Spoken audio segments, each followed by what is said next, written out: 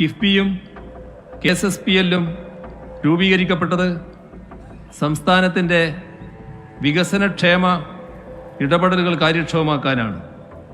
ബജറ്റിന് പുറത്തുള്ളതാണ് ഈ സ്ഥാപനങ്ങൾ എടുക്കുന്ന കടങ്ങൾ.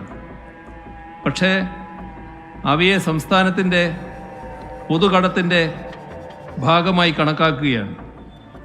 ഇതിനാണെങ്കിൽ മുൻകാല പ്രാബല്യം വരുത്തുകയാണ്.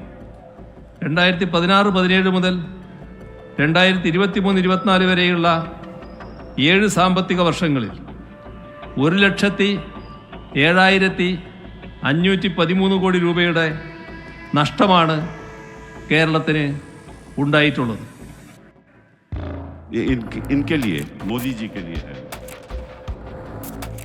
यह है कि मंजिल पे पहुंच के करूंगा क्या, मंजिल पे पहुंच के करूंगा क्या, वहां से वापस भी आना लाजमी है।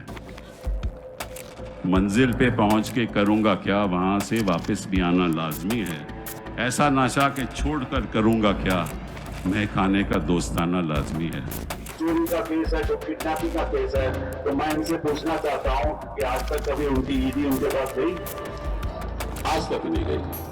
मतलब कि इनके अपने लोग जिनके खिलाफ बड़े बड़े संगीन मान And our leader, the Chief Minister of Tamil Nadu, Honorable Mr. M.K. Stalin, I have come here to express our solidarity to your protest. I would like to recall our founder leader, Anna.